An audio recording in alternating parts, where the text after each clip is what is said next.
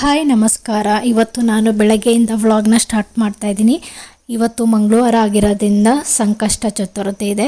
So ಅದಕ್ಕೆ ಬೆಳಗ್ಗೆನೇ ಮನೆಯೆಲ್ಲ ಕ್ಲೀನ್ ಮಾಡಿ ತಿಂಡಿ ಮಾಡಿಟ್ಟು ದೇವರಿಗೆ ಪೂಜೆ ಮಾಡ್ತಾ ಇದ್ದೀನಿ. ಆ್ಯಂಡ್ ಇವತ್ತು ನಾನು ನನ್ನ ವ್ಲಾಗ್ನ ವೆಲ್ಕಮ್ ಮಾಡ್ಕೊಂಡಿಲ್ಲ. ಯಾಕೆ ಅಂತ ಅಂದರೆ ಮುಂದೆ ನಿಮಗೆ ಗೊತ್ತಾಗುತ್ತೆ ಯಾರ ಕೈಲಿ ವೆಲ್ಕಮ್ ಮಾಡಿಸ್ತೀನಿ ಅಂತ ಅಂದ್ಬಿಟ್ಟು. ಸೊ ಅದನ್ನು ಮುಂದೆ ನಿಮಗೆ ತೋರಿಸ್ತೀನಿ. ಆ್ಯಂಡ್ ಇವತ್ತು ರ್ಯಾಂಡಮ್ ಆಗಿ ವ್ಲಾಗ್ನ ಸ್ಟಾರ್ಟ್ ಮಾಡಿದ್ದೀನಿ. ಹಾಗೆ ಇವತ್ತು ಸಂಕಷ್ಟ ಚತುರ್ಥಿ ಇರೋದ್ರಿಂದ ನಾನು ಉಪವಾಸ ಇದ್ದು ಏನು ಪೂಜೆ ಮಾಡ್ತಾ ಇಲ್ಲ. ನಾರ್ಮಲಾಗಿ ಬೆಳಗ್ಗೆ ಎದ್ದು ಬೇಗ ಎಲ್ಲ ಕೆಲಸ ಎಲ್ಲ ಮುಗ್ದಿತ್ತು, ಆದ್ದರಿಂದ ಪೂಜೆ ಮಾಡಿ ಆಮೇಲೆ ತಿಂಡಿ ತಿನ್ನೋಣ ಅಂತ ಅಂದ್ಬಿಟ್ಟು ಪೂಜೆ ಮಾಡ್ತಾ ಇದ್ದೀನಿ.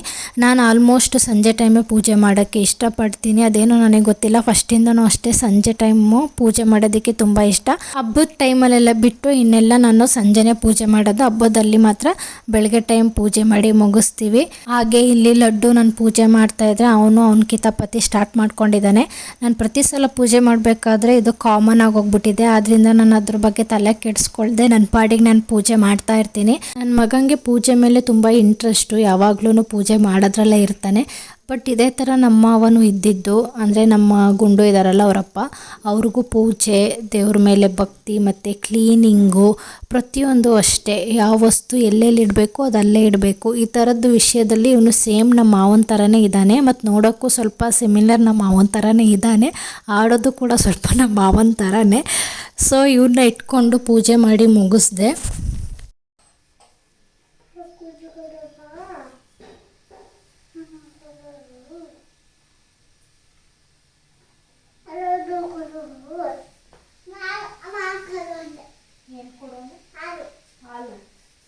ಒಳ್ಳೆ ಬುದ್ಧಿ ಕೊಡಪ್ಪ, ಆರೋಗ್ಯ, ಆಯಸ್ಸು, ಅಂತಸ್ತು, ವಿದ್ಯೆ ಎಲ್ಲ ಕೊಟ್ಟು ಕಾಪಾಡಪ್ಪ. ನೆಮ್ಮದಿ, ಹಾಲು, ಊಟ ಎಲ್ಲ ಕೊಟ್ಟು ಕಾಪಾಡು. ನೀನ್ ಹೇಳ್ಬೇಕು, ನಮ್ಮ ಯೂಟ್ಯೂಬಲ್ಲಿ ನಾವ್ ಹೇಳ್ಬೇಕು ಅಂತ ಏನಿಲ್ಲ.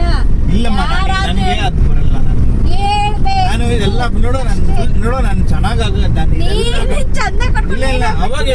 ಹೇಳ್ತೀನಿ ಇಲ್ಲ ಈಗ ಹೇಳಕ್ಕಾಗಲ್ಲ. ಕೂತ ಇವೆಲ್ಲ ನೋಡಿ, ಇವೆಲ್ಲ ಹೆಂಗೋಗಿ ಕೂದಲು ಬಿಳೆಗಡ್ಡ ಇವೆಲ್ಲ ಒಂಥರ ಗುಳ್ಳೆ ಚೆನ್ನಾಗಿ ಕಾಣಲ್ಲ. ನಾನು ಚೆನ್ನಾಗಿ ಕಾಣ್ತಿದ್ದೆ, ಹೇಳ್ತಿದ್ದೆ. ಇವತ್ತು ನನ್ನ ಬ್ಲಾಗ್ ಅಲ್ಲಿ ನನ್ನ ಗಂಡ ಏನಂತ ಹೇಳ್ಬೇಕು ಅಷ್ಟ ವೆಲ್ಕಮ್ ಮಾಡ್ತಾರೆ. ಇವತ್ತು ನನ್ನ ಗಂಡ ಬ್ಲಾಗ್ ನ ಮಾಡ್ತಾರೆ.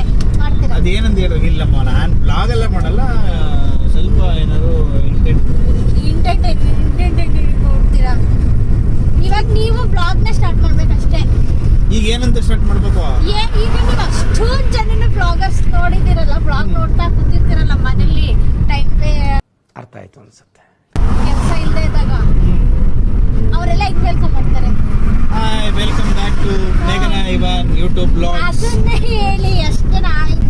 ಸೊ ಫೈನಲಿ ನಮ್ಮ ಗುಂಡು ನನ್ನ ಬ್ಲಾಗ್ನ ಸ್ಟಾರ್ಟ್ ಮಾಡೋಕ್ಕೆ ಒಪ್ಕೊಂಡಿದ್ದಾರೆ.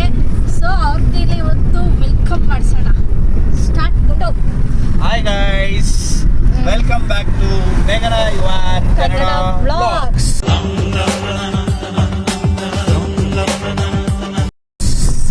ಎಲ್ಲಿ ಹೋಗ್ತಾ ಇದೀವಿ ನಾವು ಇವಾಗ ಶಿರಾಗ್ ಹೋಗ್ತಾ ಇದೀವಿ. ಆಕ್ಚುಲಿ ನಾನು ಈಗ ಒಂದು ವೀಕಿಂದ ಬ್ಯುಸಿ ಇದ್ದೆ. ನಮ್ಮ ಮನೆಯವರು ಇವಾಗ ಶಿರಾಗ್ ಕರ್ಕೊಂಡು ಹೋಗು ಅಂತ ಹೇಳಿ ಬೆಳಗ್ಗೆನೆ ಹೇಳಿದ್ರು. ಹಂಗಾಗಿ ಶಿರಾಗ್ ಕರ್ಕೊಂಡು ಹೋಗ್ತಾ ಇದ್ದೀನಿ. ತಗೋಬೇಕಂತೆ, ಮತ್ತೆ ನನ್ನ ಮಗನಿಗೆ ಸ್ನ್ಯಾಕ್ಸ್ ತಗೋಬೇಕಂತೆ, ಮತ್ತೆ ಅವ್ರೇನೋ ಅವು ಇವು ಸ್ಟಿಚಿಂಗಿಗೆ ಏನೋ ಕೊಟ್ಟಿದ್ರಂತೆ, ಅವನ್ನ ತರಬೇಕಂತೆ. ಮತ್ತೆ ನಾನು ನಾಳೆ ಬೆಂಗಳೂರಿಗೆ ಹೋದ್ರೆ ಮತ್ತೆ ಬರೋಕ್ಕೆ 3 days ಆಗುತ್ತೆ. ಸೊ ಇವತ್ತೇ ಕರ್ಕೊಂಡು ಹೋಗು ಅಂತೇಳಿ ಬೆಳಗ್ಗೆನೆ ಕೇಳಿದ್ರು. ದಟ್ಸ್ ವೈ ಕರ್ಕೊಂಡು ಹೋಗ್ತಾ ಇದ್ದೀನಿ. ಇಷ್ಟೇ ಗೈಸ್.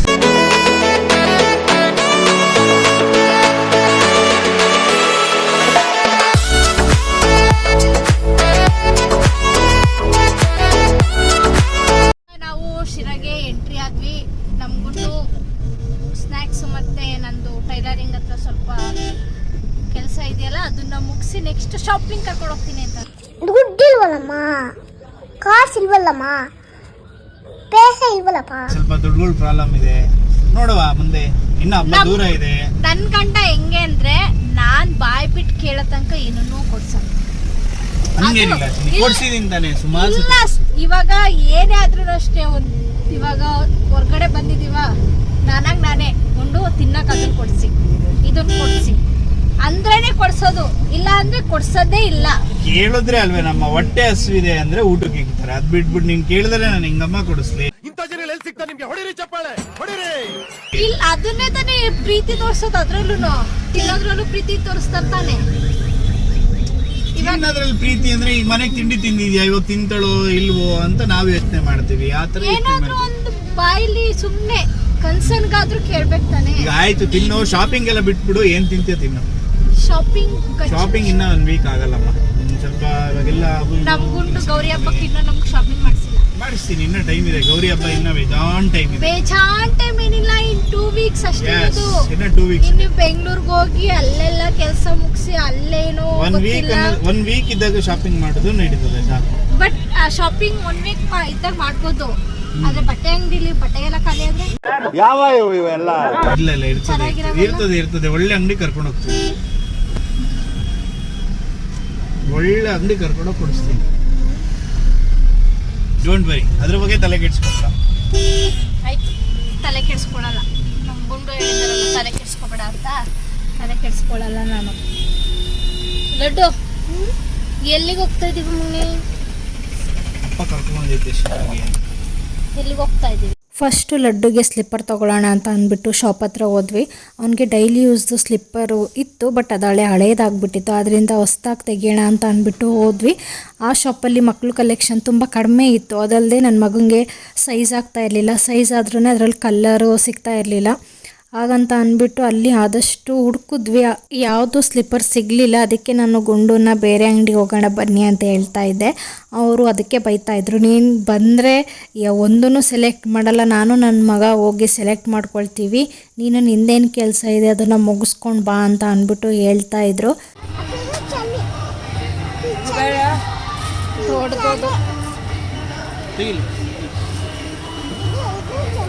ಇದು ಸರಿನಾ?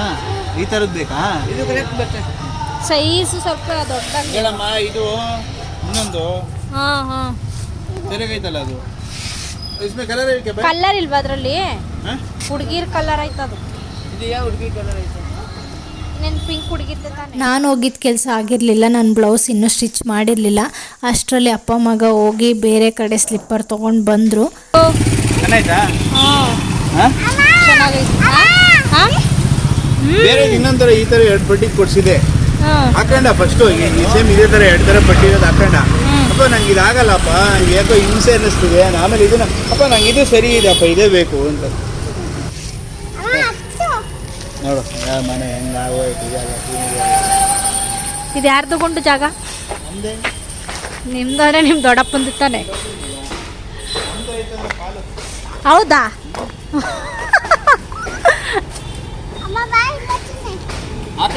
ಬಾರಪ್ಪ ಈ ಕಡೆ.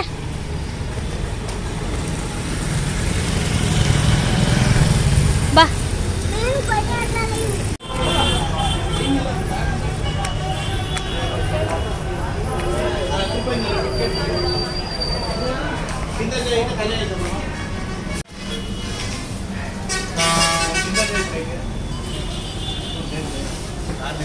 ತಿರ್ಗಾ ಬೊಂಬಡಿ ಬಾರಿಸ್ತಾರೆ ಪೊಲೀಸರು ಬಂದು.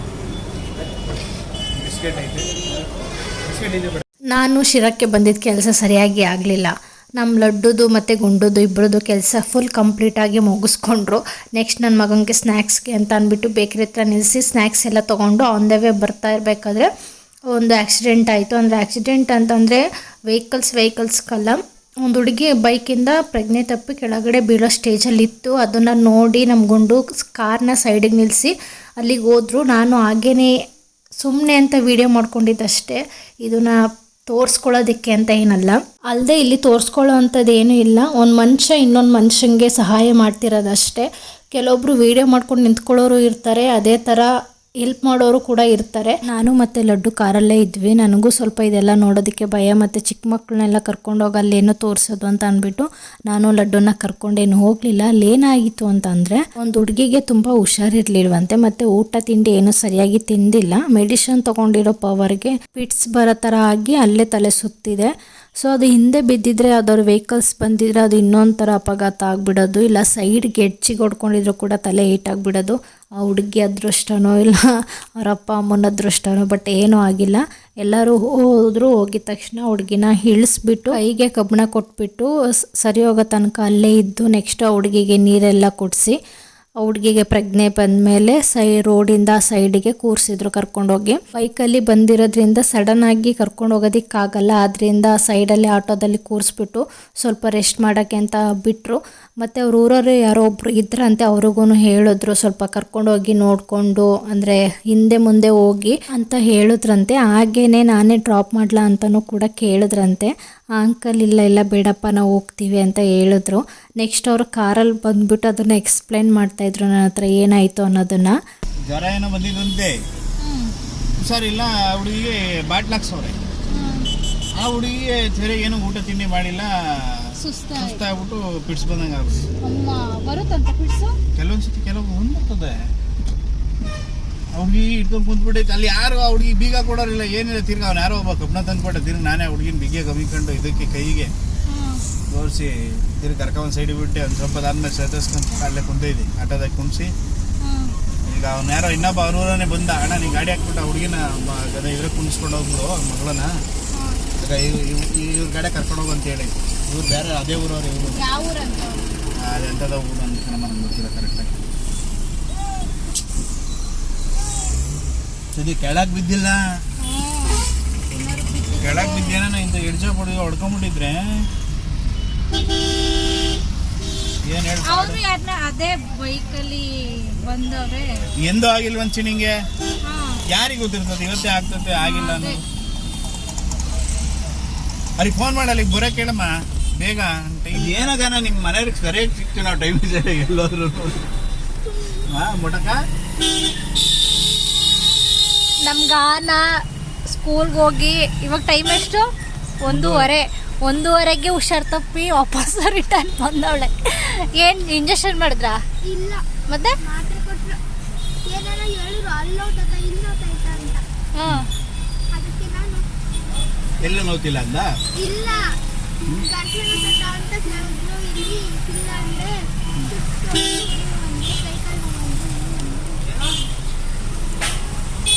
ಕೊರೋನಾ ಗಿರೋನ ಬಂದ್ಬಿಟ್ಟೈತಕ್ಕಲ್ಲ.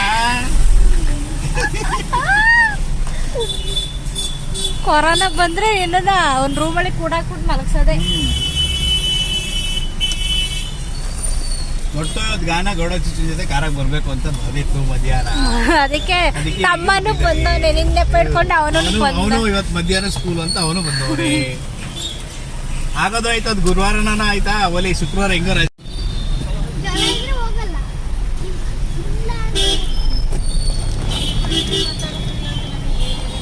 ಏನ್ ಕೈ ನೋಡು ಅಲ್ಲಿ ಲಡ್ಡು ನಿಂದು. ನೋಡ ಕೈ ನೋಡ್ಕೊಳ್ಳೋ. ನಾ ಇದು ಟಿಶ್ಯೂ ಪೇಪರ್ ತಗೊಳ್ಳಿಲ್ಲ ಚಿನಿ, ಕಾರಣ ಒಂದು ಟಿಶ್ಯೂ ಮೂತಿ ಎಲ್ಲೋ ಗಬ್ಬ. ಶಿರದಿಂದ ಬಂದ ಮೇಲೆ ಗುಂಡು ಅಡಿಕೆ ಕುಯ್ಸೋಣ ಅಂತ ಹೋಗಿದ್ರು.